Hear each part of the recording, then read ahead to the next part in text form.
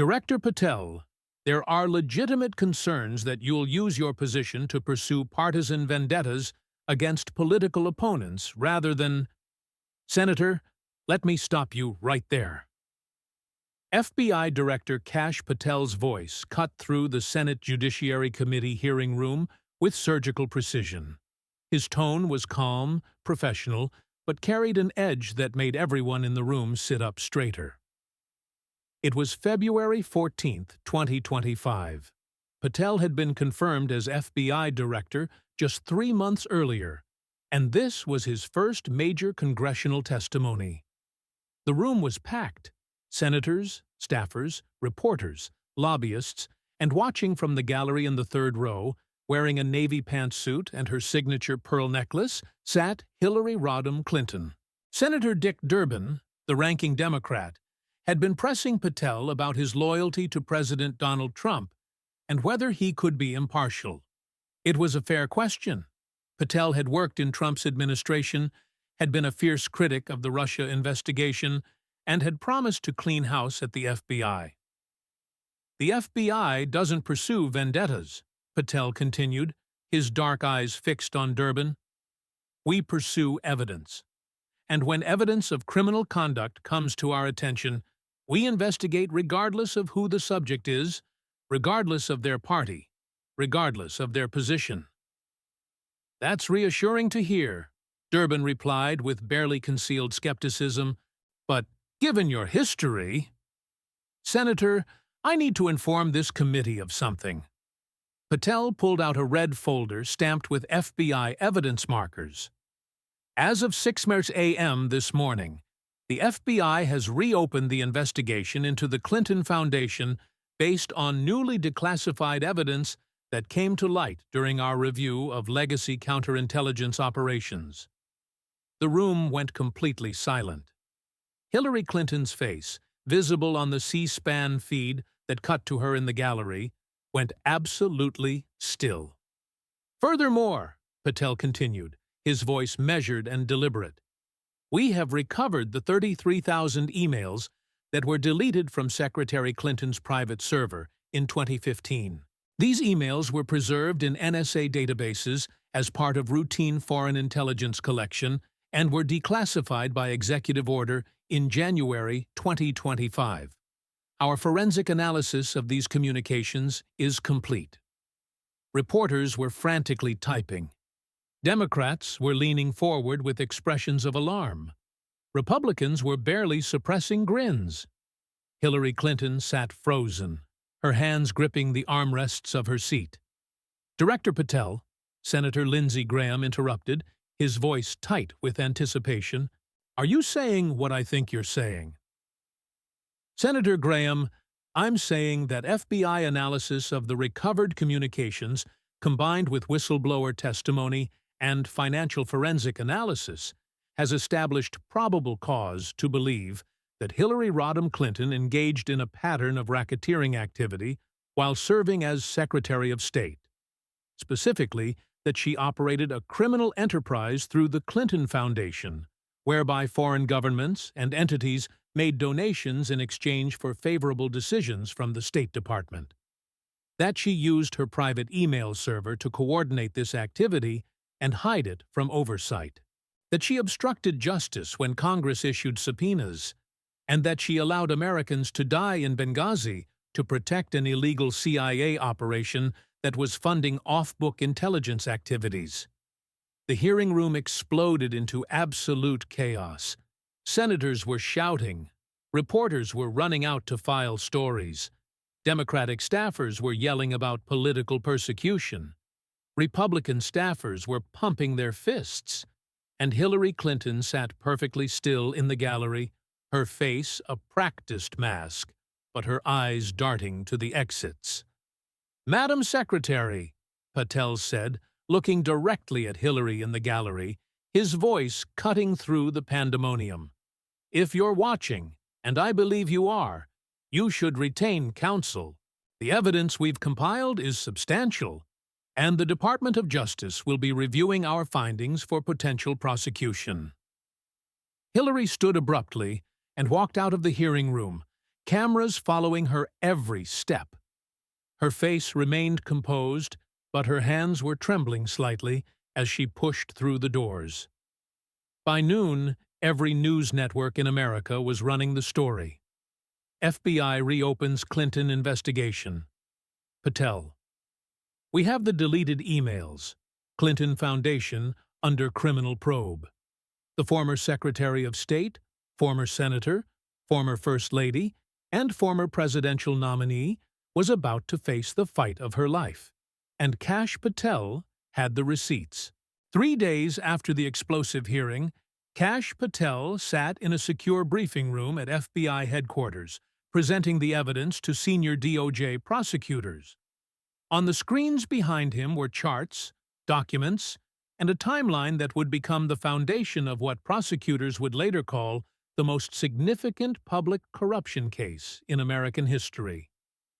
Let's start with the money, Patel began, addressing Assistant Attorney General for Criminal Division Nicole Argentieri and her team, because in corruption cases, you always follow the money, and the money in this case is staggering.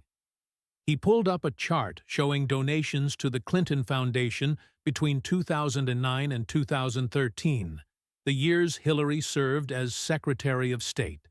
The Clinton Foundation received $2 billion in donations during Hillary's tenure as Secretary of State. That's billion with a B. Of that amount, $890 million came from foreign governments, foreign nationals, or entities with business pending before the State Department. He let that sink in. Now, charitable foundations receive donations all the time. That's not inherently suspicious. What makes this criminal is the pattern. We've identified 87 separate instances where a significant donation to the Clinton Foundation was followed within 60 days by a favorable decision from the State Department that benefited the donor. Patel pulled up a comprehensive spreadsheet showing donor names, donation amounts, dates, and corresponding State Department actions. Let me walk you through the most egregious example, Uranium One. He displayed a timeline on the screen. In 2009, a Russian state-owned company called Rosatom wanted to acquire a Canadian company called Uranium One. This wasn't just any acquisition. Uranium One controlled 20% of America's uranium production capacity. The deal required approval from the Committee on Foreign Investment in the United States, which included the State Department. Hillary Clinton had the power to approve or block this deal. Patel pulled up the next slide showing a series of wire transfers. Between 2009 and 2013, investors in Uranium One, specifically Ian Telfer, chairman of Uranium One, donated $145 million to the Clinton Foundation. The donations were structured through a Canadian charity to avoid U.S. disclosure requirements, but our forensic accountants traced every dollar. He pulled up another document. In June 2010, Bill Clinton received $500,000 for a single speech in Moscow. The payment came from Renaissance Capital, a Russian investment bank with ties to the Kremlin.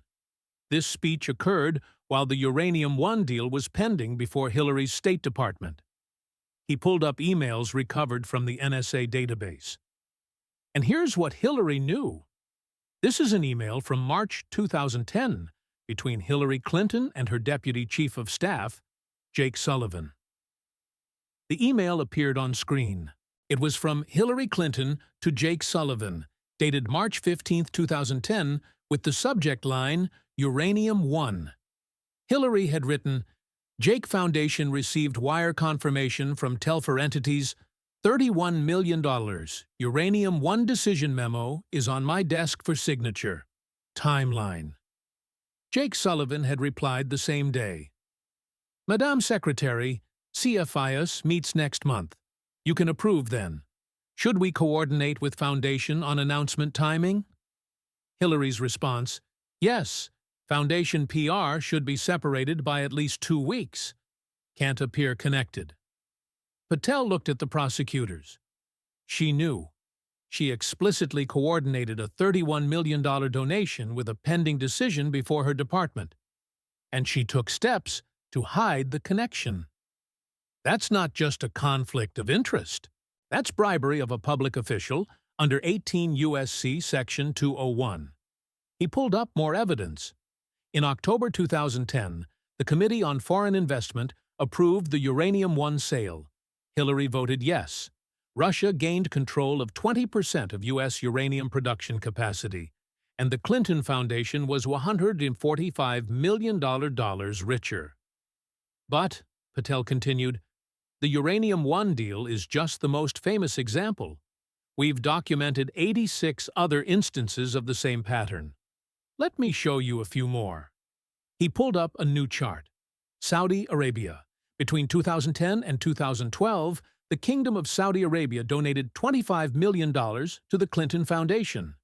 During that same period, the State Department approved $165 billion in arms sales to Saudi Arabia, a 300% increase from the previous administration. Here's an email showing the coordination. He displayed an email from Huma Abedin to Hillary Clinton, dated August 2011. Subject line, Saudi package. Abedin had written, Crown Prince confirmed $10 million transfer to Foundation yesterday. He's requesting expedited approval for F-15 sale package, $29 billion. Defense is on board if state approves. Hillary's reply was brief. Approve. Send him my regards. That's Huma Abedin, Hillary's deputy chief of staff, explicitly connecting a foundation donation with an arms sale approval. The Crown Prince donated $10 million. Days later, Hillary approved a $29 billion weapons package. That's a 290,000% return on investment. Patel showed more examples. Qatar donated $5 million to the foundation in 2011. Weeks later, Qatar got approval for a major U.S. military base expansion and weapons sales. Algeria donated $500,000 in 2010, their first-ever donation to the foundation. This donation violated State Department ethics rules because Algeria was a foreign government, but the foundation accepted it anyway. 2 months later, Algeria got removed from the State Department's Human Rights Watch list. Kuwait donated $3 million in 2012. Shortly after, Kuwait received approval for F-18 fighter jets. He pulled up a comprehensive analysis. Our forensic team analyzed all 87 instances. Average donation, $7.2 million. Average time between donation and favorable State Department decision, 23 days. Average value of the decision to the donor, $180 million. This isn't coincidence. This is a criminal enterprise. One of the prosecutors, a career DOJ attorney who'd been skeptical, leaned forward. You can prove the timeline, but can you prove quid pro quo? Can you prove Hillary knew donations were in exchange for official acts? Patel smiled slightly. Yes, because we have the emails, all 33,000 of them, including the ones she deleted. Patel pulled up another recovered email. This one particularly damning. It was from Hillary Clinton to Bill Clinton, dated November 2012. Subject line, Foundation Revenue. Hillary had written, Bill, state tenure ending soon. We've positioned Foundation well. 4 years of strategic donations netted $890 million. Our consulting fees from Foundation operations $18 million annually. Not bad for public service. We'll need to be more careful going forward.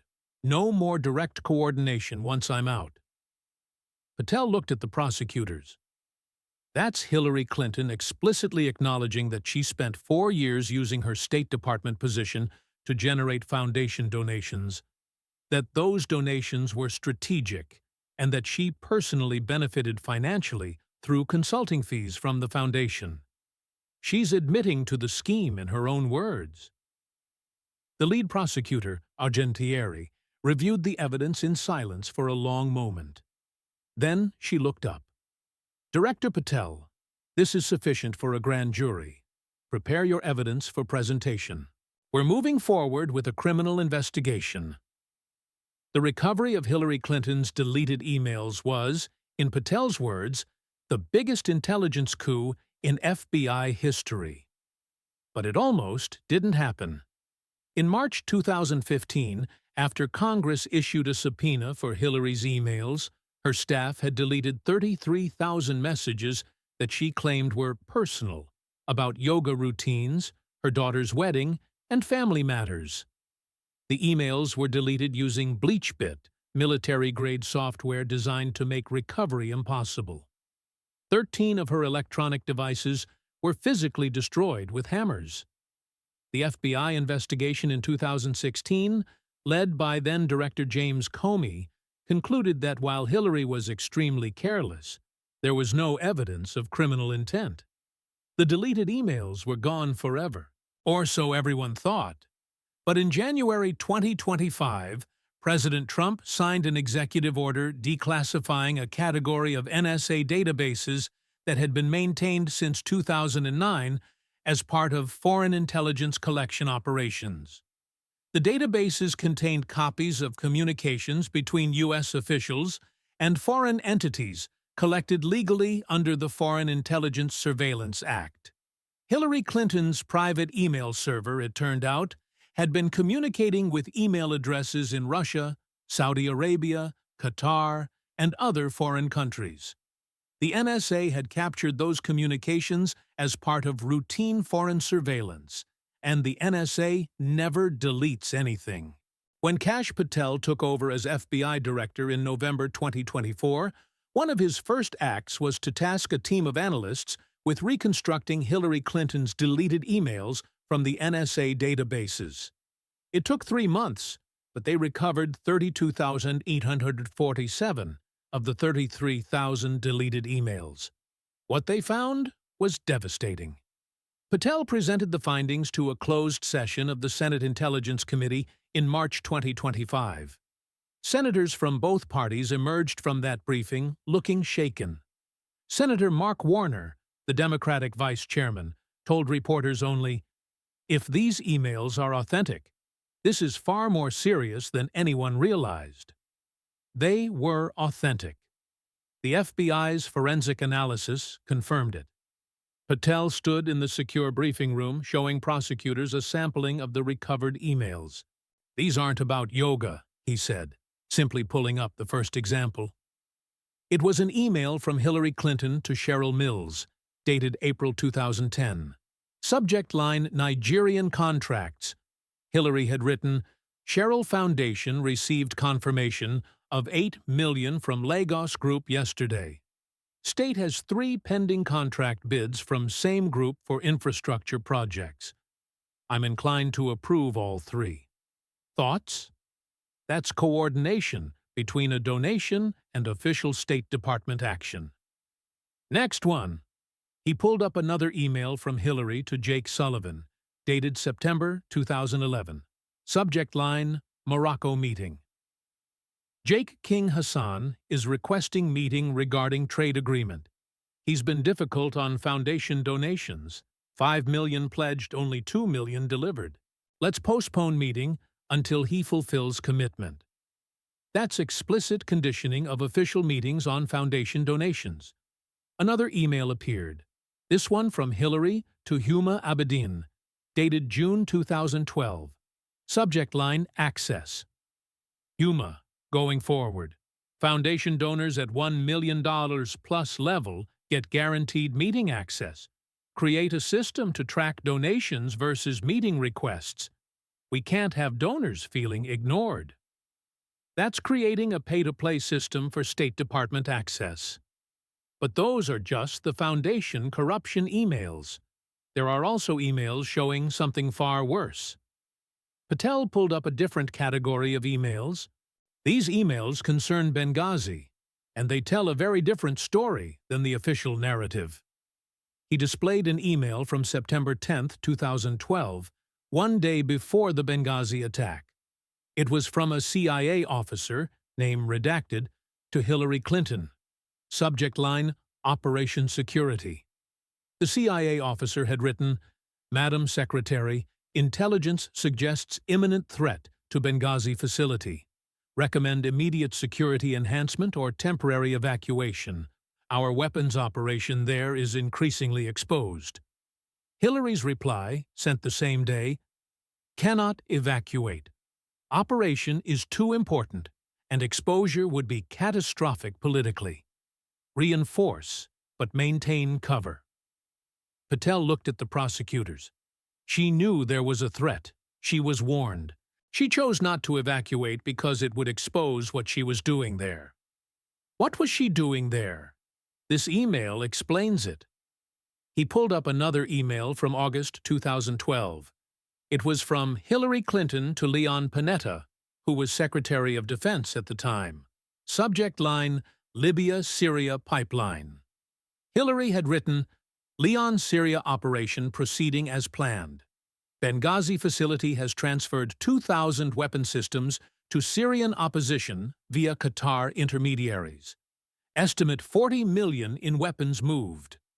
Operation must stay off books. No congressional notification. This is critical for our position on Assad. Patel explained, Hillary was running an illegal weapons pipeline. She was taking weapons from Libya and shipping them to Syrian rebels through CIA operatives in Benghazi. This wasn't authorized by Congress. It violated arms control laws, and it was being funded partly through foundation donations from Gulf states who wanted Assad removed. He pulled up an email from September 11, 2012, the day of the attack. It was from Hillary to Leon Panetta, sent at 7:32 p.m., subject line, Benghazi. Hillary had written, Leon Benghazi under attack. I'm watching feed from Situation Room. We have assets available, but deployment risks exposing operation. Recommend we let this play out and prepare the cover story. Cannot have weapons operation becoming public knowledge. The room was silent. She watched Americans die in real time, Patel said quietly. She had assets available to help. She chose not to deploy them because rescue operations would have brought media attention to the facility and exposed her illegal weapons operation. 4 Americans died, Ambassador Stevens, Sean Smith, Tyrone Woods, and Glenn Doherty. They died because Hillary Clinton prioritized her political survival over their lives. He pulled up one more email. This one from September 12, 2012, the day after the attack. It was from Hillary to Susan Rice. Subject line, Talking Points. Susan, need you on Sunday shows. Official story, spontaneous protest over anti-Muslim video. Do not mention weapons, CIA or operation. Emphasize protest narrative. This is essential. That's Hillary Clinton directing Susan Rice to lie to the American people. The spontaneous protest story was a fabrication. Hillary knew from minute one it was a planned terrorist attack.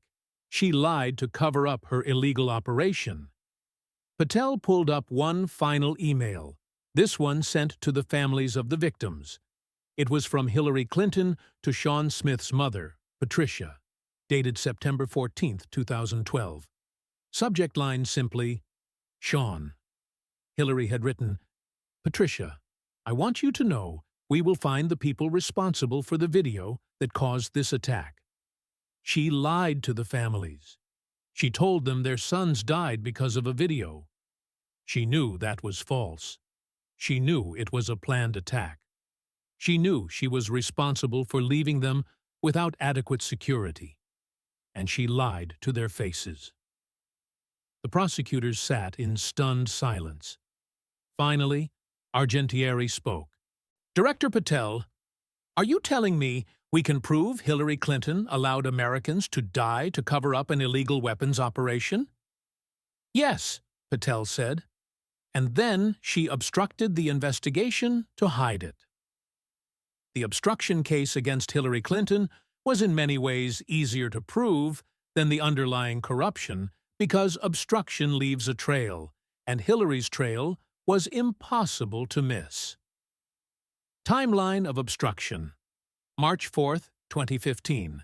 The New York Times publishes a story revealing that Hillary Clinton used a private email server during her time as Secretary of State. The revelation creates immediate controversy. March 15, 2015. The House Select Committee on Benghazi issues a subpoena for all of Hillary's emails related to Libya and Benghazi. March 25, 2015, Paul Combetta, Hillary's IT specialist, posts a message on Reddit under the username StoneTier, asking, "I may be facing a very interesting situation where I need to strip out a VIP's very VIP email address from a bunch of archived emails. Does anyone have experience with tools that can do this?" March 27 to 31, 2015. Using BleachBit software, Combetta permanently deletes 33,000 emails from Hillary's server. BleachBit is designed to make data recovery impossible, even with advanced forensic tools. August-September 2015. Hillary's staff destroys 13 mobile devices that had been used to access her email. The devices are physically destroyed using hammers and other tools. Kash Patel presented this timeline to the grand jury with supporting evidence that made the obstruction case ironclad. "The law is clear," Patel explained. "When Congress issues a subpoena, you must preserve evidence. You cannot delete it. You cannot destroy it. Hillary Clinton did both." He showed the grand jury the Reddit post from StoneTier. Paul Combetta was Hillary's IT guy. The very VIP he referred to was Hillary Clinton. He was asking how to delete her email address from archived communications. Why? Because those communications showed her corruption, and she wanted them gone. Patel showed phone records obtained through warrant. On March 25, 2015, Cheryl Mills, Hillary's chief of staff, called Paul Combetta 3 times. Duration of calls, 7 minutes, 4 minutes, and 11 minutes. Immediately after the final call, Combetta began deleting emails. What did Mills tell him? We have her testimony.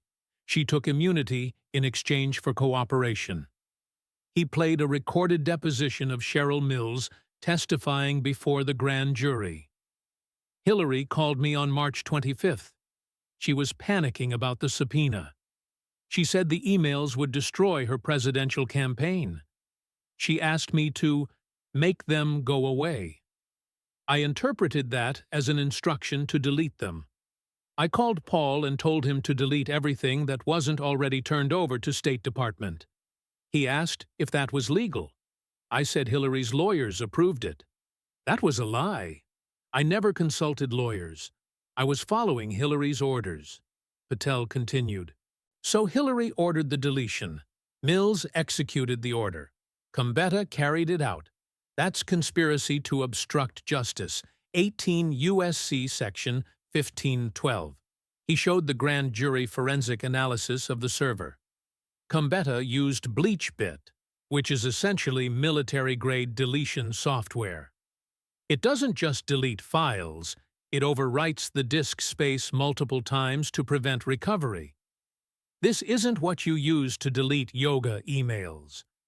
This is what you use when you're destroying evidence of crimes. Patel showed photos of the destroyed devices, smartphones, and tablets that had been smashed with hammers. 13 devices, all destroyed. FBI forensic analysis of the fragments shows these devices contained emails that were never turned over to Congress. Hillary's team destroyed them deliberately to prevent their recovery. He showed one more piece of evidence, an email from Hillary to Mills dated March 24, 2015, one day before the deletion began. Subject line, subpoena. Hillary had written, "Cheryl, the subpoena is a disaster. If those emails become public, I'm finished. The foundation connections are in there. The Benghazi stuff is in there. Everything is in there. We need to make this problem disappear. I don't care how. Just do it." That's Hillary Clinton ordering obstruction in writing, Patel said. She didn't want compliance with the subpoena. She wanted destruction of evidence. And that's exactly what happened. The grand jury, after hearing 3 days of evidence, voted to indict Hillary Rodham Clinton on 12 counts of obstruction of justice and conspiracy, June 15, 2025. At 6:30 a.m., 30 FBI agents surrounded Hillary Clinton's home in Chappaqua, New York. News helicopters circled overhead. Someone had tipped off the media, and every major network had cameras positioned on the street. FBI Director Kash Patel stood at the front door with an arrest warrant. He'd flown from Washington specifically for this moment. This was personal, not because of politics, but because he'd spent 6 months building this case, and he wanted to see it through. He rang the doorbell. Hillary Clinton answered wearing a burgundy pantsuit, her hair styled, her makeup applied. She'd clearly been expecting this. "Director Patel," she said coolly, "I assume you have a warrant." "Madam Secretary," Patel replied, his voice professionally neutral. "I have a warrant for your arrest. You're being charged with racketeering, bribery, espionage, obstruction of justice, and conspiracy. You have the right to remain silent. Anything you say can and will be used against you in a court of law. You have the right to an attorney. If you cannot afford an attorney, one will be appointed for you. Do you understand these rights?" Hillary's composure didn't crack, but her eyes flashed with something: anger, fear, calculation. "This is political persecution. This is banana republic behavior. You're arresting me because your boss hates me." "Ma'am, I'm arresting you because a federal grand jury reviewed evidence and returned an indictment on 73 separate criminal counts. Please turn around for a moment." Hillary Rodham Clinton, former First Lady, former Senator, former Secretary of State, former presidential nominee, stood in her doorway, considering whether to resist. Then she turned around and allowed agents to handcuff her.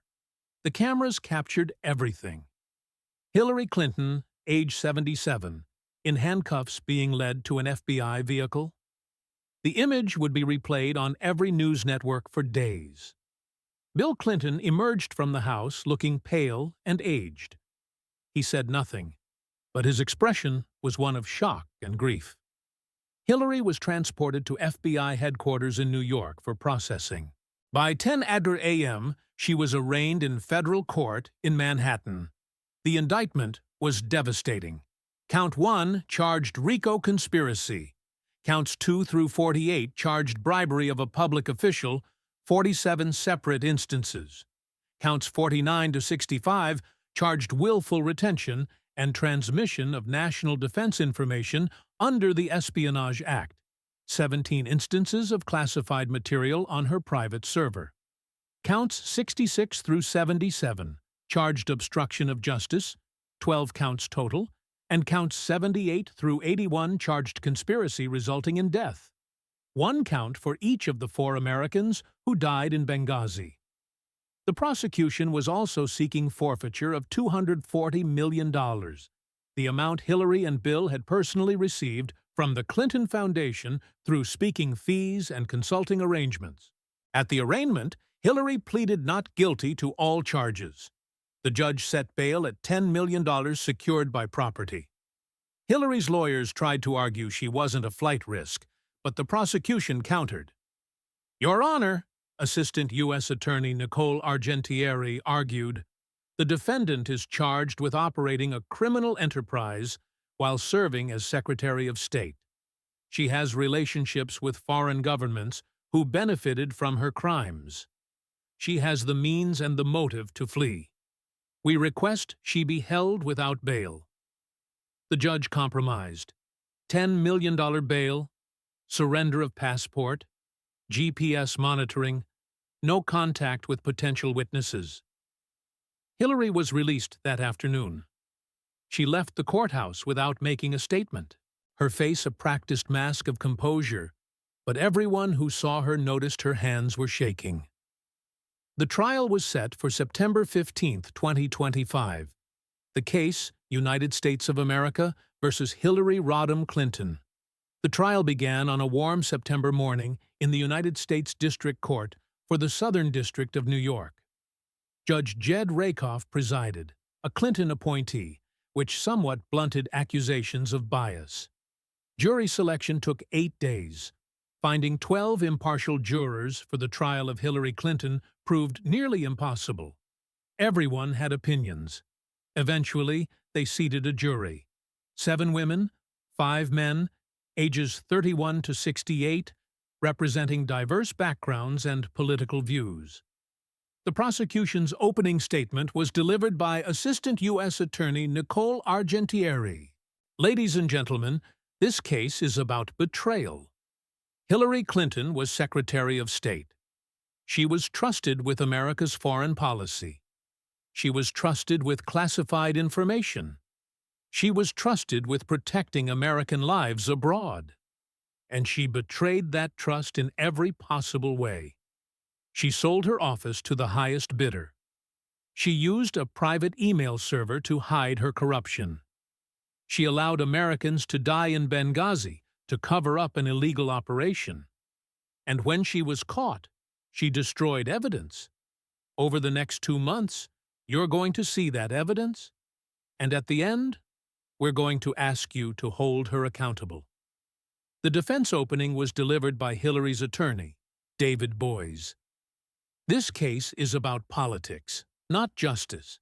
Hillary Clinton is on trial because she had the audacity to run for president, because she challenged powerful men who couldn't stand the idea of a woman in the White House. The government is going to show you emails. They're going to show you donations. They're going to try to connect dots that aren't connected. But at the end of this trial, you're going to see that Hillary Clinton made tough decisions in a dangerous world. She wasn't perfect, but she wasn't a criminal, and you're going to find her not guilty. Then the government began presenting its case.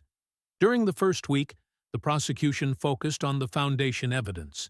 The FBI's forensic accountant walked the jury through the money flows. Charts showed donations to the Clinton Foundation mapped against State Department decisions. The correlation was undeniable. The jury saw 47 separate instances where a major donation was followed within weeks by a favorable State Department action. They saw the emails coordinating the timing. They saw Hillary's own words. Foundation received confirmation. Decision memo is on my desk. Cheryl Mills testified as a cooperating witness. She described how Hillary had explicitly told her to coordinate foundation donations with State Department decisions. She said the foundation was how we cash in on public service, Mills testified. She said, everyone does it, but we needed to be smarter about hiding the connections. In the second week, the prosecution presented the recovered emails. The NSA analyst who recovered the deleted emails explained the technical process. The jury learned that the emails hadn't been personal at all. They were business communications, many of them showing coordination between Foundation and State Department. The jury saw dozens of recovered emails. They saw Hillary discussing donations before making decisions. They saw her telling staff to make donors happy. They saw her creating a pay-to-play system. The third week focused on Benghazi, and this was the most emotional part of the trial. The CIA officer who had been in Benghazi that night testified about the attack. He described calling for help. He described being told to stand down. He described watching his fellow Americans die. "Why weren't you allowed to help?" the prosecutor asked. "Because Secretary Clinton didn't want the facility exposed. We were running an illegal weapons operation. She prioritized covering that up over saving American lives," the CIA officer testified. The families of the victims sat in the courtroom gallery, many crying. Hillary stared straight ahead, expressionless. The prosecutor played the Situation Room audio. Hillary's voice saying, "Stand down. Cannot have military presence at that location." In the fourth week, The prosecution turned to the obstruction evidence. Paul Combetta, Hillary's IT guy, testified about being ordered to delete emails after the subpoena. He showed the jury his Reddit posts. He admitted using BleachBit. He said he knew it was wrong, but I was terrified of Hillary Clinton. The jury saw photos of the destroyed devices.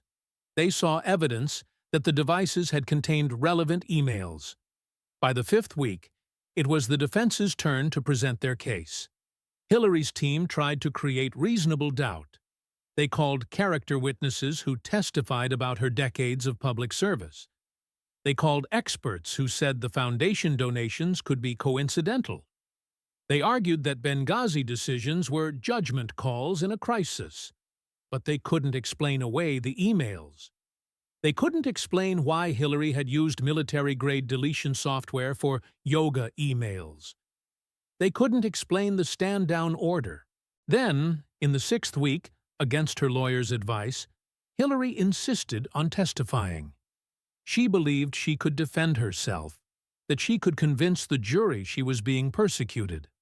Her lawyers warned her it was too risky. But Hillary had spent a lifetime in the public eye, a lifetime performing under pressure. She believed she could win this jury over. She was catastrophically wrong.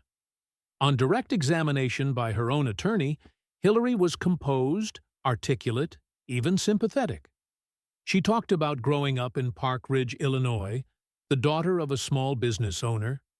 She talked about her years at Wellesley and Yale Law School. She talked about moving to Arkansas with Bill, about her work on children's health insurance, about her time as First Lady fighting for universal health care. She talked about representing New York in the Senate after 9/11, about working across the aisle, about her relationships with Republican senators. She talked about her pride at being appointed Secretary of State, about the responsibility she felt representing America to the world. She said the Clinton Foundation did important work, providing HIV medication to millions in Africa, fighting childhood obesity, supporting women entrepreneurs in developing countries. She said donations came from people who believed in that mission, not people seeking favors. She said Benghazi haunted her every day. She said she thought about Ambassador Stevens and the others constantly. She said she made the best decision she could with imperfect information in a crisis situation. She said the private email server was a mistake, yes, but one made for convenience, not criminal purposes. She said she deleted personal emails as anyone would, not evidence of crimes. By the end of her direct examination, several jurors were nodding along. She'd performed well. Her attorneys felt cautiously optimistic. Then, the cross-examination began, and Assistant U.S. Attorney Nicole Argentieri systematically destroyed every word Hillary had said. Secretary Clinton, you testified that the Clinton Foundation received donations from people who believed in its mission. Let me show you an email you sent to Huma Abedin in June 2012. The email appeared on the courtroom screens. Argentieri read it aloud. Foundation donors at $1 million plus level get guaranteed meeting access. She looked at Hillary. That's you explicitly stating that donations bought access to the Secretary of State. How is that about believing in the Foundation's mission? Hillary shifted in her chair. That's not what I meant. I meant that we should be responsive to people who support our charitable work. You said guaranteed meeting access. That's a quid pro quo, isn't it? No, it's Secretary Clinton. Yes or no? Did Foundation donors receive preferential access to you as Secretary of State? I met with many people. Yes or no? A pause. Some donors received meetings. Yes.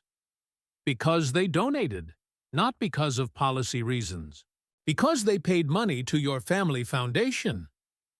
That's an oversimplification. Argentieri pulled up the chart showing 47 instances of donations followed by favorable State Department decisions. Let's talk about Uranium One, You attended a classified briefing about the proposed acquisition in March 2010. Your email to Jake Sullivan 3 days later says, Foundation received wire confirmation from Telfer entities 31 million to Uranium-1 decision memo is on my desk. You wrote that, correct? Yes. But 3 days after receiving 31 million, you approved a deal that gave Russia control of 20% of America's uranium production. How is that not bribery? The decision was made on national security grounds by a committee. A committee you controlled. Secretary Clinton, you had the power to veto that deal. You received $31 million, you approved the deal. That's the definition of bribery under federal law. Hillary's face flushed. The deal was approved by multiple agencies. But you had veto power, and you exercised that power in favor of entities that paid your foundation $91 million total.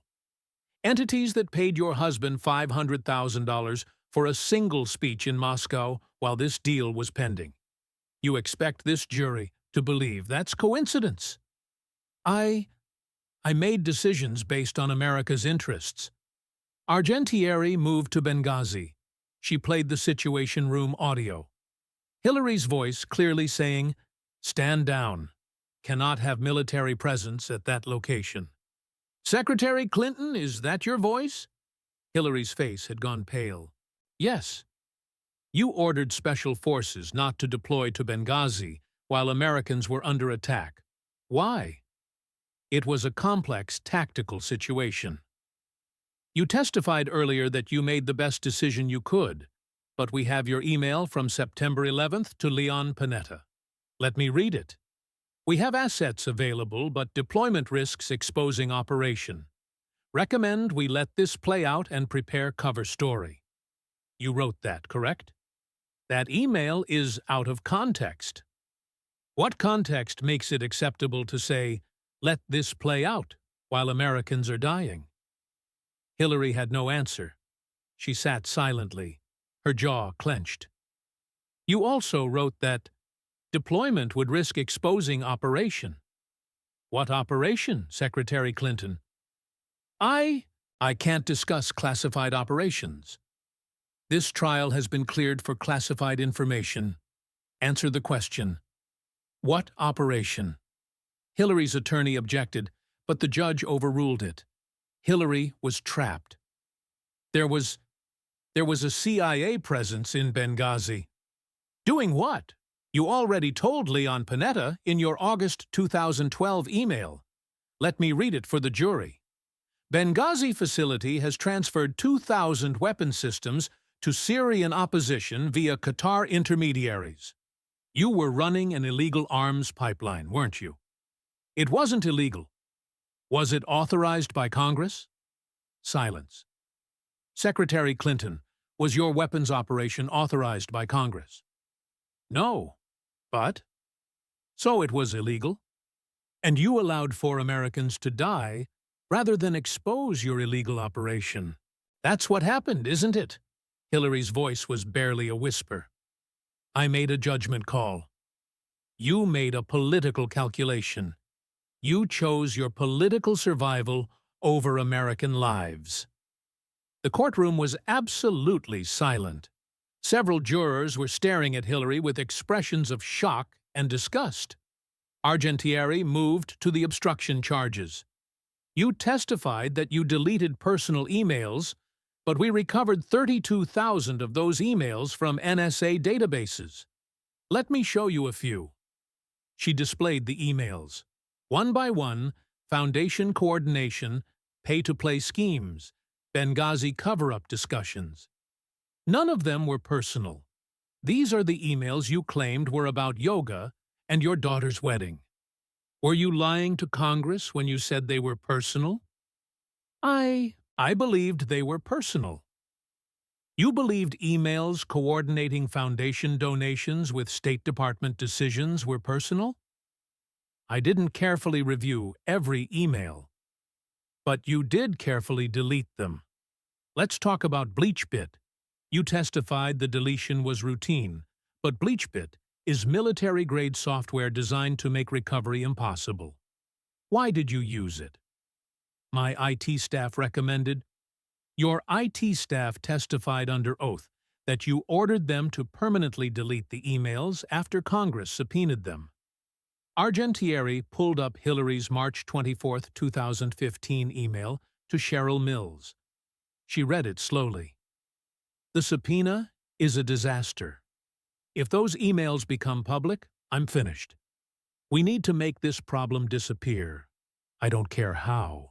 Just do it. Does that refresh your recollection? You ordered your staff to destroy evidence one day after Congress subpoenaed it. That's not routine deletion. That's obstruction of justice. Hillary had no response. She sat with her hands folded, staring at the table. You also testified that your years of public service should count for something. But don't your crimes become worse precisely because you held positions of trust? You were Secretary of State. You were third in line for the presidency. You betrayed that trust for money. Doesn't that make it worse? Not better? I served my country for decades. And you betrayed your country for $90 million in foundation donations. No further questions. Hillary stepped down from the witness stand, looking pale and shaken.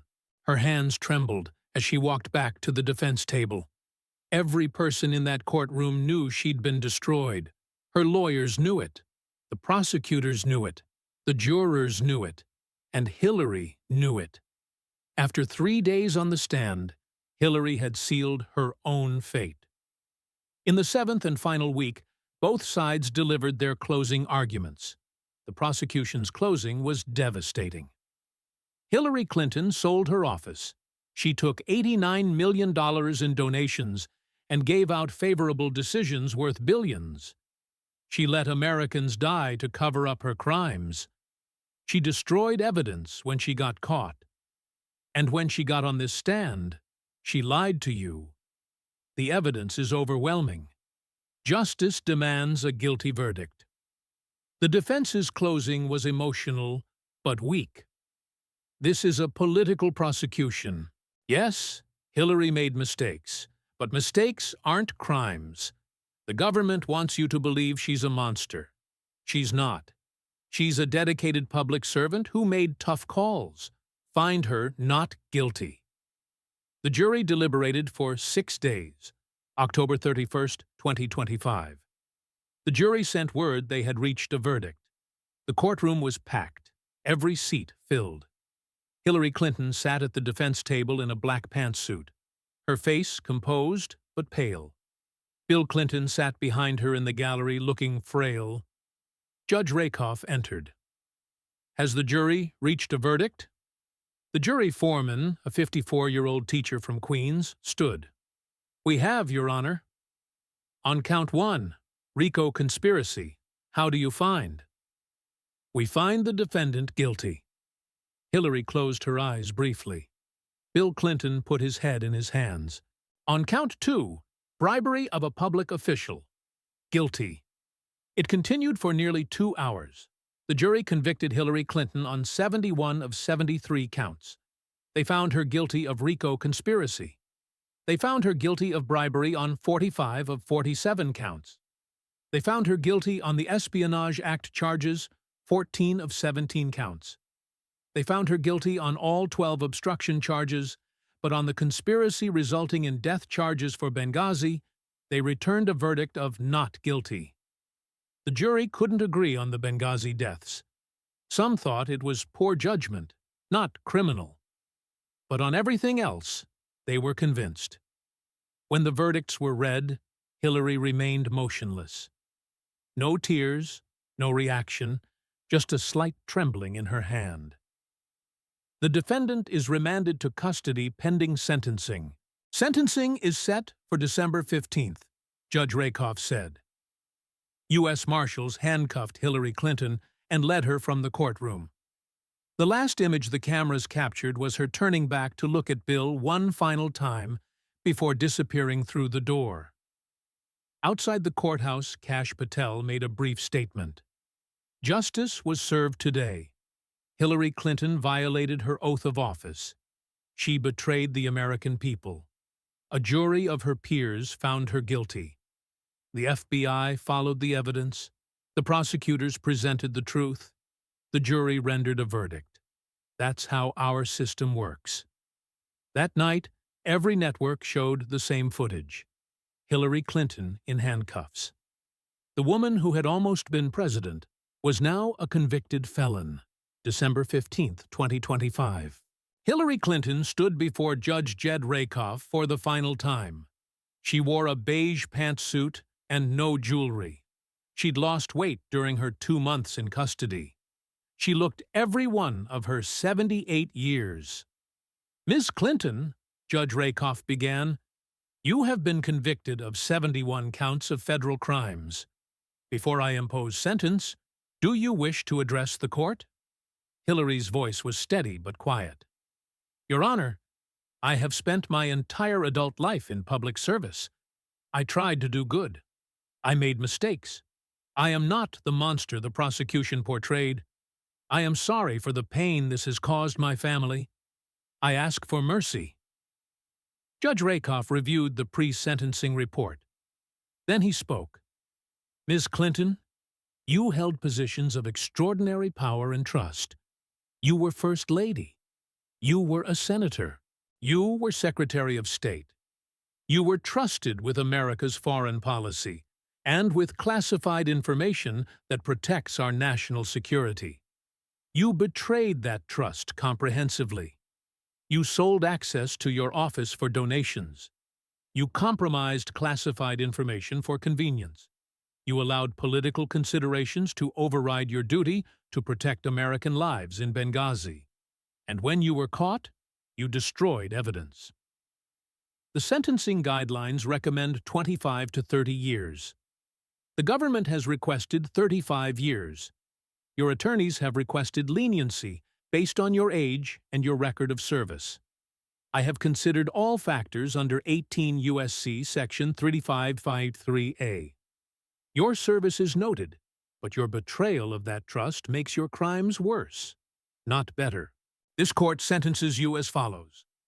On the RICO conspiracy, 15 years. On the bribery counts, 12 years consecutive. On the Espionage Act counts, 8 years consecutive. On the obstruction counts, 5 years consecutive. Total sentence, 40 years in federal prison. You will serve at least 85% of this sentence, 34 years minimum. You will be 112 years old. If you complete your sentence, you will die in prison. Additionally, you will forfeit $240 million in assets obtained through your criminal conduct. Bailiff, remanded the defendant. Hillary stood frozen for a moment. Then U.S. Marshals led her away. She did not look back. Outside the courthouse, Bill Clinton made a brief statement, his voice shaking. This is a travesty of justice. Hillary is not a criminal. This verdict will be overturned. We will never stop fighting. But legal experts were nearly unanimous. The evidence had been overwhelming. The appeals would fail. For Hillary Clinton, Hillary was sent to FMC Carswell in Texas, a medical facility for female federal inmates. At 78, with multiple health issues, she required specialized care. Her appeals were denied at every level. The Second Circuit upheld her conviction unanimously. The Supreme Court declined to hear her case. Within a year, she was diagnosed with advanced Alzheimer's disease. She spent most of her time in the medical ward, often confused about where she was. She would sometimes ask guards when she could go back to work at State Department. Bill filed for divorce in 2027. He couldn't handle visiting her in prison. Couldn't handle the shame. The divorce was finalized in 2028. He moved to Ireland to escape American media. Chelsea cut off all contact. She changed her name, moved to London, and refused all interviews. On March 14, 2030, Hillary Rodham Clinton died in her prison cell. She was 82 years old. She had served 4 years and 9 months of her 40-year sentence. Cause of death? Cardiac arrest, secondary to advanced Alzheimer's and congestive heart failure. There was no funeral, no memorial. Her body was cremated, and the ashes buried in an unmarked grave. The New York Times obituary read simply, "Hillary Clinton, 82, dies in prison. Former First Lady, Senator, and Secretary of State convicted of corruption." For Kash Patel, Patel held one press conference after the sentencing.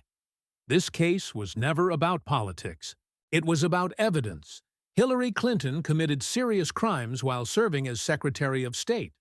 She was investigated, prosecuted, and convicted based on evidence. If she had been a Republican, the result would have been the same.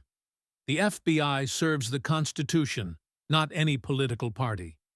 His approval ratings among Republicans hit 94%, among Democrats 12%, among independents 61%. He continued as FBI director, overseeing investigations into corruption, regardless of party. 2 Democratic senators and 1 Republican representative were subsequently indicted based on evidence uncovered during the Clinton investigation. For America, Congress passed the Clinton Accountability Act in March 2026.